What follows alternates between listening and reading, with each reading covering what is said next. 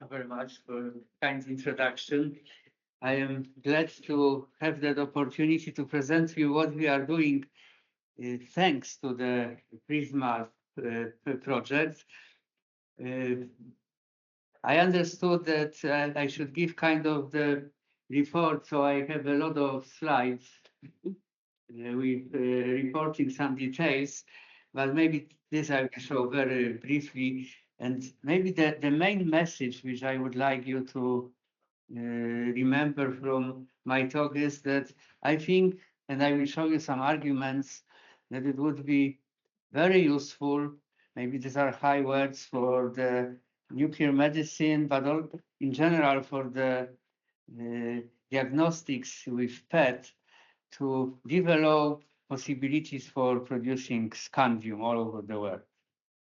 So please think when trying to make a next generation of the PRISMAP that this could be useful. And one of the reasons is that the newly developed positronium imaging, which you see here in the title. And since often happens that I'm not able to come to the end of the talk, I will show you the result.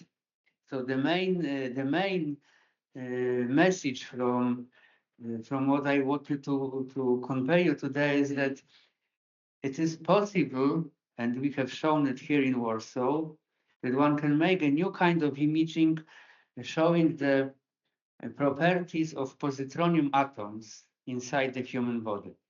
Not where the pharmaceutical is concentrated, not the uptake rate or receptor density. These are very useful, but the new parameter which is telling about the intramolecular structure or arrangement, and this is the first image we managed to make, the first in the world. The image is showing how long positronium lifetime atoms are living in the brain of the human who had glioma. So you see here that the lifetime in the glioma tissue is shorter. The color means the lifetime than in the healthy brain. And this was an example showing that one can make such images, but also that they can be useful because there are differences between different tissue in vivo. This we did with the Jagiellonian. So I'm from the Jagiellonian University, Jagiellonian PET. And I will show you also another reason for the scandium, which could help in democratizing access to the PET all over the world. So the talk will be divided into three parts. First, that explaining that positronium imaging. Then I will show what we did with manganese, which we got from PRISMAP, and then another argument why one it would be useful to use scandium. I will represent three groups. This is the group from Krakow, which I am leading together with Professor Eva Stępień. We are doing medical physics experiments or trying to apply physics in medicine. But also I will show you results from Bern and from Madrid, thanks to the manganese which we could get from PRISMAP. So starting from the very basics, which you all know well, but just to enjoy, if positron is emitted, for example, from the through line inside our body, then it annihilates with electrons, but not always, maybe you noticed, not always immediately like that, without any formation of any bound state, but it may happen, and we did a lot of studies and also have results on that. It may happen that it forms a positronium atom before that annihilation. And this atom may live even 140 nanoseconds if it is in vacuum. If it's turning, if it has a spin, it lives about 1,000 times longer than when it is not turning, when the spin is zero. This is maybe an example for us that it's good to move, or at least to turn, or to do something. Then we can extend the lifetime, maybe not 1,000 times, but some amount. And now when this atom is produced inside our body, and here is an example of the hemoglobin molecule, this is as much as possible to scale. These positronium atoms are 2 times larger than, almost exactly 2 times larger than hydrogen atoms. Then in a body, in between molecules or in the intramolecular spaces, the molecules we are from thousands of atoms, so there are quite a lot of free spaces in between atoms. So such positronium atom may live here long. So if it is not, let me come back to that previous page. There's one more information. This long living is decaying to 3 photons, not to 2, to 3 photons.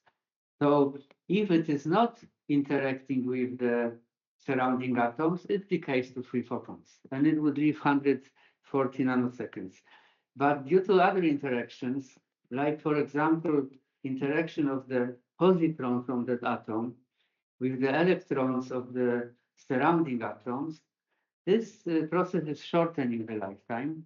And now you can see from that that the smaller is that void, the smaller is that free space, the shorter will be the lifetime, because the possibility to interact with the surrounding atoms will be higher. But there is one more process which is leading to the shortening of the lifetime. This is interaction with the hydrogen molecules. And there is a lot of hydrogen in intramolecular spaces.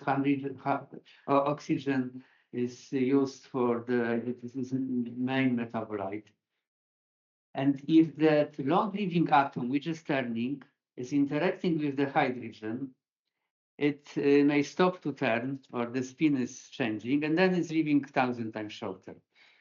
So these two processes are causing the shortening of the lifetime, which means if we measure the lifetime, in principle, we have access to the concentration of oxygen, or the oxygen pressure in the body, and we have access to the size of the intramolecular spaces, which may give information about, for example, a degree of malignancy, which we are now studying. But the concentration of oxygen is known to be a diagnostic indicator for the malignancy.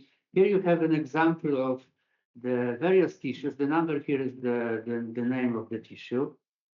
For the cancer tissues, the partial oxygen pressure is always lower by about 30, even 50 millimeter of mercury. This is for the healthy tissues. So that differences may be sensed by measuring the positronium lifetime. This is about for you here. It's obvious the lower partial pressure of oxygen in the cancer tissue is due to the fact that the vasculature is not growing fast enough with respect to the growing cells, and those have less access to the oxygen, which is not delivered anymore by the vasculature. So how to measure this lifetime, or how to make the images of that lifetime? This was a question at the development. One cannot do it with fluorine, although when the positron is emitted from the fluorine, it also may form the positronium atom. And this is happening in about 30 to 40% cases. So the positronium atom during the standard PET images is produced in 30 to 40% cases, depending on the tissue. So very often, so one can make use of that if one would be able to make such an images. But one need to know the moment when that positronium is produced and the moment when it decayed, and also one need to know where it was. And this can be done with scandium as one of the examples. And the scandium is the best. Therefore, I am advocating so much the scandium, because scandium, after emitting positron, is emitting additional gamma. This gamma comes from the excitation of calcium. I will show it once more. It took me a long time to prepare this animation. So once more, positron is emitted, then it emits photon. If we measure that from gamma, we know the time when the positron was emitted, and then from that annihilation photons, we know the time when it decayed. So we can measure that lifetime, and then having scandium as a molecule which is labeling the ligand, we have not only the annihilation photons, but we can also have that gamma quantum from scandium. And if we have a tomography system capable of measuring those three, we can measure the time of how long the process took in a detector, in a body. One can distinguish this red, this prompt from the annihilation photons because they are typically with much higher energy. In case of scandium, it is about 1 MeV, and this is half MeV. So if we have a spectrum of energy, we know the region from scandium and we know the region from annihilation photons. And for each voxel in a body, we may make a spectrum, and this spectrum is telling us about the lifetime of that positronium atoms. And we can see different, we can even sense how long parapositronium is living, how long these processes are taking. So one can make kind of the parametric imaging. In that case, imaging of positronium lifetime. And making that for each voxel, we can get an image of the lifetime, which can be, and this is to be studied, but we have some indications, as you've seen in the case of glioma, and indicators of the pathology of the tissue and maybe even the degree of malignancy. But we did not manage to get the ethical committee by now to make the experiments with scandium. So we did it, the first one with gallium. Gallium has a problem because that additional photon is associated with the emission of the positron only in 1% of cases, as you see here. So we could have only 1% of events which are useful. And the first study we did in Warsaw, this is a photo of the patient. Those days, it was Professor Królicki was the head of that department, and we did that experiments with him. The patient was administered PSMA labeled with gallium, and then the substance P labeled with gallium. And we took advantage of the fact that the gallium was there. Gallium is emitting positrons, so we could make these studies. These are the photos from that kind of the movie. The patient was shifted through the Siemens tomograph such that the head was in our system. This is the first PET capable of doing such positronium images. The studies was done, or the patients was treated with actinium. So it was a treatment with actinium attached to substance P. But to monitor that, Professor Królicki was using gallium attached to the same substance, and we took advantage of that gallium here. Actinium, as you know, is a good killer, emitting a lot of alpha particles. And these are the first images. So this is an image showing the standard uptake, or in that case, the receptor density of that substance P. This is a glioma. We could measure only thousands of events, so not millions, but thousands of correlated of this prompt photon with those. And this is an image which is showing from that we could extract the values of lifetime in the healthy tissues and in the glioma. And this I already explained you at the beginning. I have here more detailed calculations, what were the values, but the images are showing that as well. So now let me come to some prospects with that. And I was not so much optimistic whether I will be alive to see it in the hospital when looking how it was with the positron, maybe just for entertaining you. It was like 20 years steps. After discovery of positron, it took 20 years to make positron imaging. And this was even called like that in that article. So you see here, this was in the brain. Then another 20 years to make a PET image, the three-dimensional PET. Then another 20 years to make a PET CT together. And then 30 years to make a total body PET, to make a movie. So nowadays, there's already more and more PETs which can make a movie because they are very large with the high sensitivity. This is the first movie made in the world. One can see how the cardiovascular system is working even by eye. So one don't need to be a well-experienced doctor now to see whether everything is okay with the person. And the difference is only in the technology. There is no difference in the principle. The technology changed. This was done with two detectors, as you see here. And this is now done by colleagues from the University of California, Davis, with more than 500,000 detections. But the then principle is the same.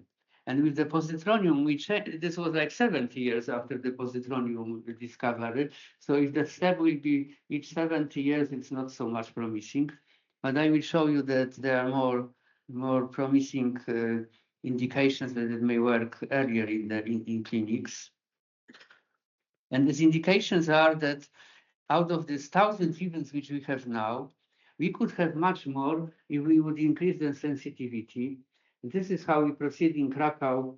Now we are building a total body PET, which will have which will cover the full patient body, and the sensitivity for this kind of events will be 30 times higher, 30, factor of 30 higher sensitivity.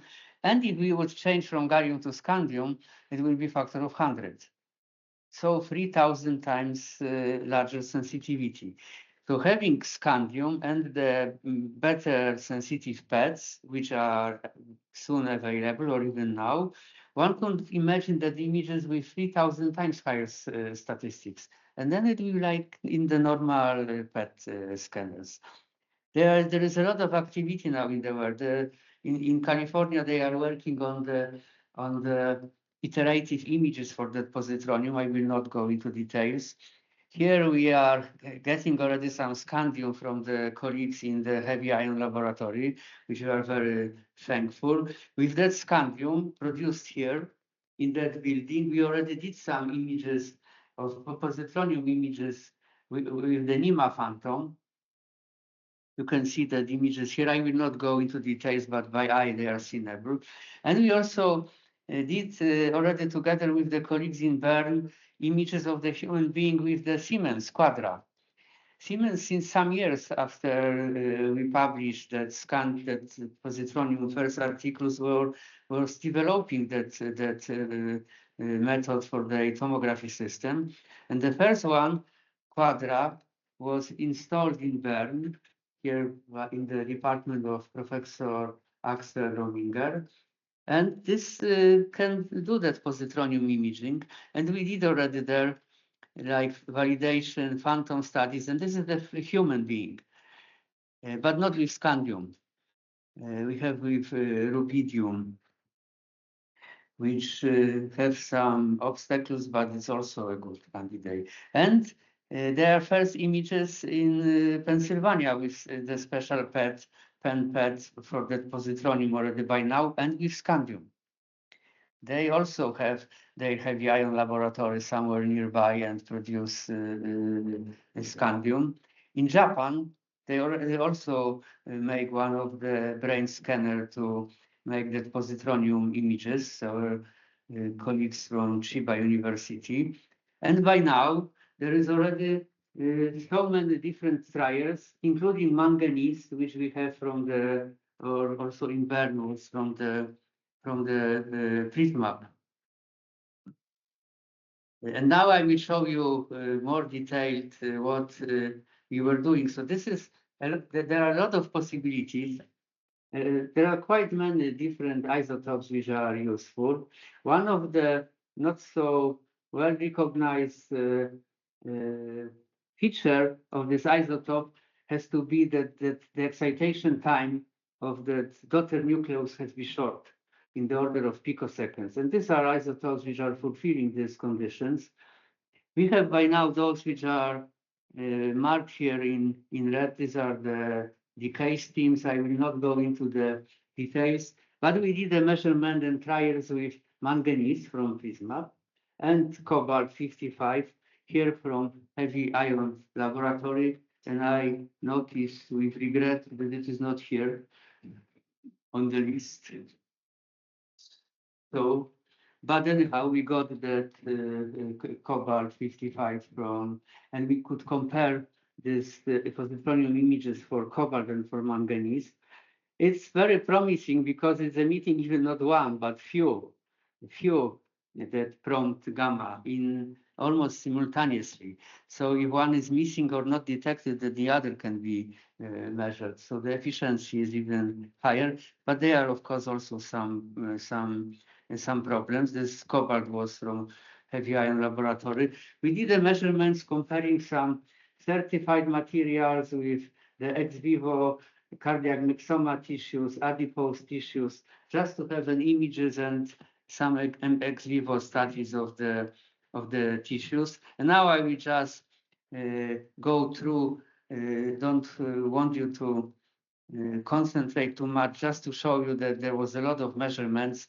These were a photo from delivering from PRISMAP the manganese. We were so excited to get it that we did a lot of documentation. Then there is a list from the measurements. So you may see it was a long plan not to lose even 1 second of that precious manganese, because we thought that it will be maybe the last chance, but I heard that it will be maybe not the last. I hope not. Now, here are some experiments. We did also studies, and there is a very excellent, promising idea, and this was of the colleagues from the Tokyo University, that by measuring the correlation between, and here manganese or cobalt is excellent because it's emitting more than one gamma, and the angular correlation between the gamma may depend on the electromagnetic environment, which depends on the chemical environment, which means one can maybe sense a pH. And they show already some studies that by measuring the photons, one can sense the degree of the pH in the body. So we also are trying to do that. We did some special instruments for doing this. We did also experiments with cells. So we grown before knowing that the manganese will come. We did a lot of cell growing just to have that positronium in various cells. I will not go into the details. And we did also trials having that manganese with double isotope imaging, so 2 at once, with mouse phantom, NIMA, and anthropomorphic phantoms, just the photos to entertain you. Here is a mouse. Nowadays, some of our colleagues are very excited to print animals. So this is like printed mouse, and we could make various studies.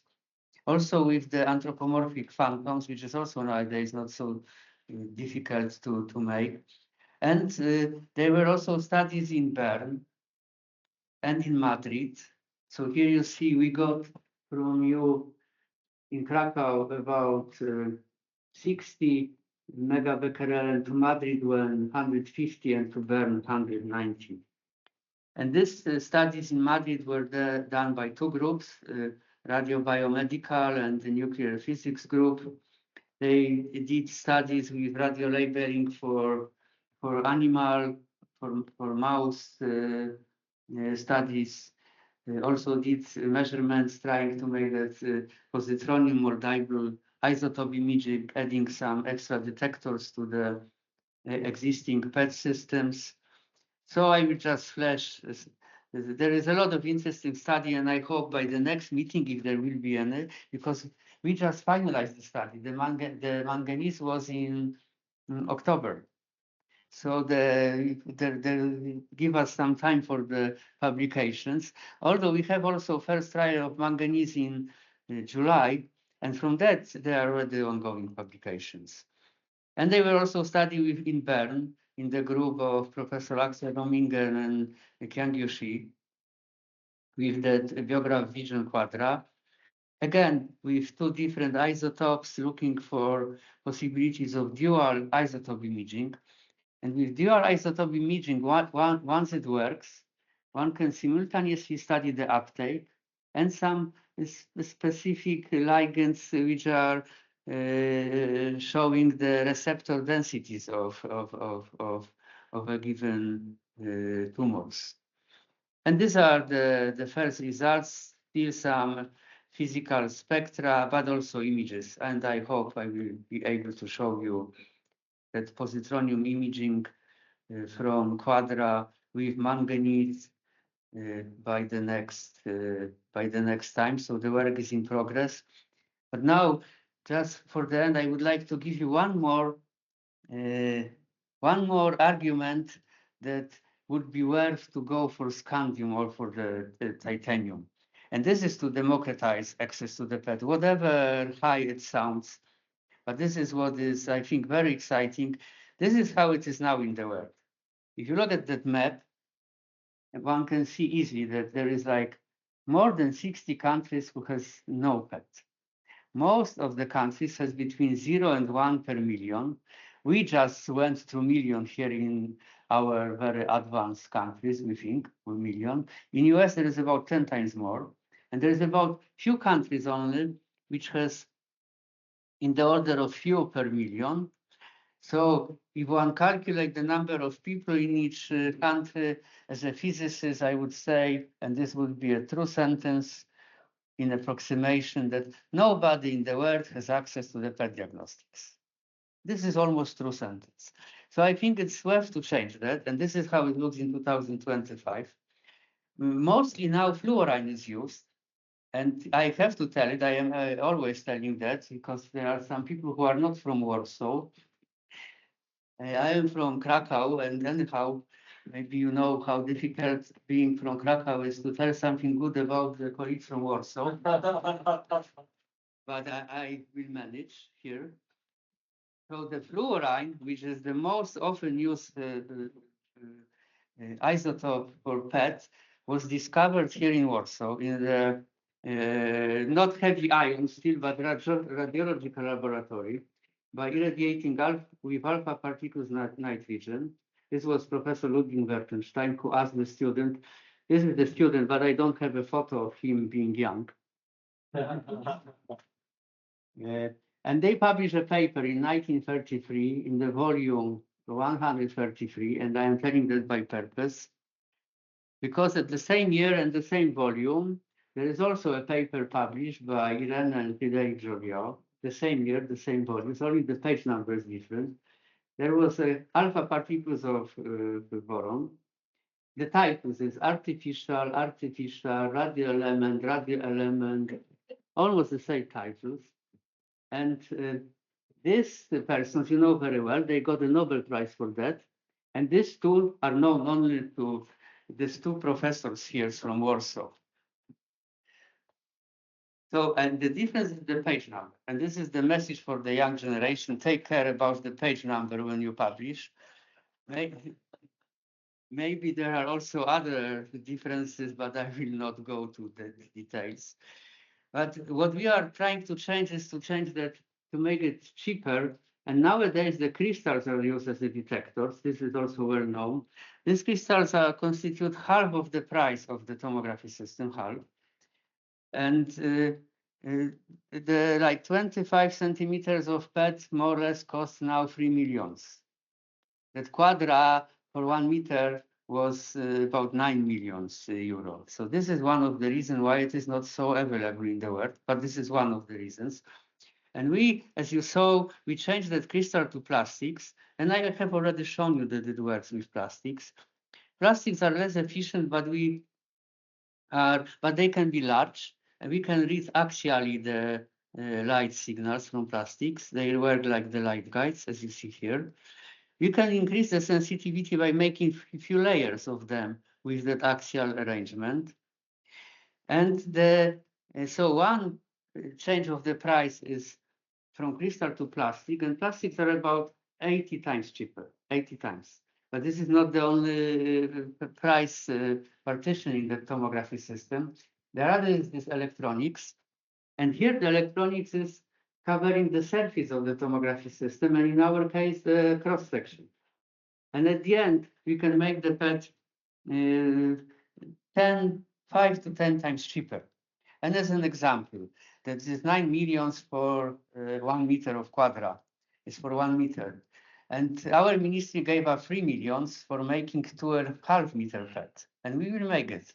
And you can calculate easily. That's like the factor of 10 difference in the price. So now this is that. So we are going through many prototypes. This is the one we use first in the hospital, and I will show you how we make this first study. So this were a student photo session before going to work. So we were preparing a lot. Then it was 60 kilograms, so it was easy to pack. This is installation. Here you see Professor Kulitsky very carefully looking if the director sees or not, if that we are going with that. We have no any agreement, lawyer agreement. So this was, I think, the last ever action like that. We have only acoustic agreements with Professor Kulitsky, ethical committee agreement, and the agreement from the director that we can install that. It's almost not possible anymore. So this is the installation, and this is the photo from the first PET imaging, which is showing how all the advantages without telling. The ethical committee gave us 10 minutes, so we could bother the patients with 10 minutes, and within 10 minutes we have to install the PET, not cranes. 10 minutes of 1 minute of installation, 9 minutes of data taking, and then going out. And in fact, this is not a movie. The movie was made by your brain. This is like maybe 5 photos. Nobody make a movie, even because we are so excited there. These are the images. One can easily recognize the spleen, the liver. This is comparison between the JPEG and the Siemens, which was there in the background. Then we did the images in Krakow, the next series of the clinical studies in 2024. And now you can imagine what is the question I am often getting in Krakow now. Why you did the first images in Warsaw?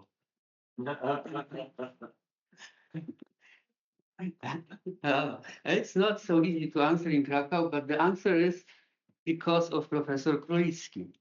Because of Professor Królewski. He was the only so open-minded person in that days to allow us to make it as a first. So this is the easy reason, and this is a comparison between the JPEG, which is not in the optimal conditions, not really everything corrected as it should be in general electric. The differences which you can see is showing that PET is a very good tool to find out whether the patient was in toilet or not in between. So this is the reason for with MRI you would not be able to do that. With PET one can. So PET is very good sensitive tool.